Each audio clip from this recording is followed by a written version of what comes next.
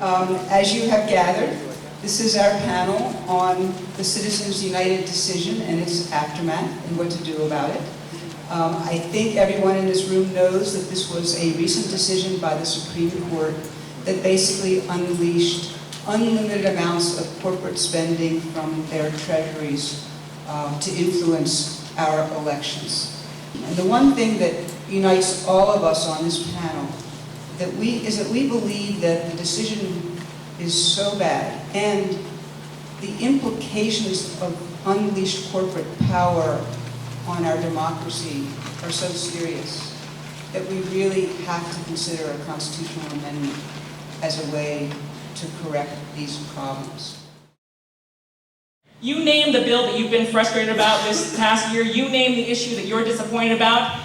This issue, the influence of corporations distorting our policy, is at the heart, is at the root of the problem, is the root of this disease that is afflicting our country. For 30 years, we've seen corporate America come in and misuse the First Amendment to strike down basic democratically enacted reforms in a host of areas: environmental field, civil rights field, healthcare field, consumer rights, and yes, campaign finance. Bad as it was prior to Citizens United, and it certainly was bad in terms of the money in politics situation, this is a landscape change. We're talking about billions and billions of corporate general treasury funds that can now be used in the political process according to this ruling. The companies themselves are not likely to spend tons of money directly on campaigns. What they're likely to do is run the money through front groups and trade associations like the Chamber, or things like with names like Americans for Prosperity, or Americans for Truth, or Americans for Good Ideas, or Americans for Happiness, or Americans for Joy, and so forth. But we're going to see individual candidates targeted who take on industries, and that's going to happen even more at the state and local level than it happens at the federal level. So you're going to see the woman who stood up and denied the permit to the mine in the state, or went after the company for pollution. That person is going to be targeted, and they're likely going to be defeated because they're not going to be able to raise comparable amounts of money. Once that happens a few times, everybody knows it happens all the time. So they don't have to keep doing it. What the bill does is increase disclosure by requiring corporations to actually reveal the sources of their election funding, so that shadow corporations that was mentioned, like Citizens for Good Stuff, would actually have to reveal where their money came from. It would require corporations to receive prior sign-off from their shareholders before a company is allowed to spend money in politics on election communications. Shareholders should have a say before their money is spent in politics. This system would actually allow candidates to run for Congress without relying on big dollar contributions or bundled money, and actually free them from a constant fundraising treadmill that they're on now, and allow them instead to reach out to their constituents.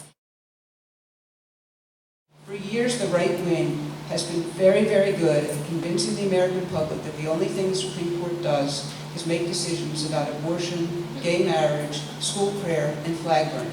Now, all of those issues are important, but those aren't the only things that the court decides. This court is routinely and consistently bending the law and the Constitution to rule in favor of corporations over the rights of individuals. Progressives have a window of opportunity that unfortunately has been handed us by the Roberts Court to reframe for generations people's understanding about why the court matters in their lives, and if we don't take advantage of that opportunity, then shame on us. Everything we do, including discussing the Supreme Court and why it matters in our lives, is all part of this equation to take back we the people, for the people, and away from the corporations.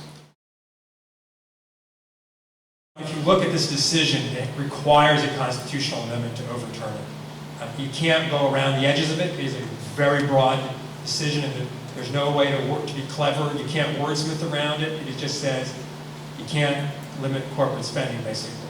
We have done this before in our nation's history, responding to egregious Supreme Court rulings via the constitutional amendment process, and we can do it again. You know, we've just got to tell the cynics to wake up or get out of the way. Because, you know, the fact is, as John mentioned, it wasn't easy to pass the 19th Amendment and give women the right to vote. Wasn't easy. Wasn't easy to pass the 14th Amendment and give African American men the right to vote. Wasn't easy.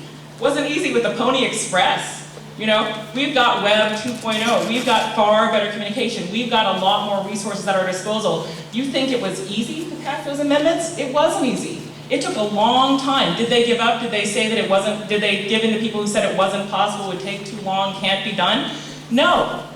You know, why should we? Are we really the only real generation of Americans who can't amend the Constitution? That's ridiculous. I'm certain that we can. Certain that we can. But we can't if we take it off the table. And we can't if we don't start, and we can't if we don't try.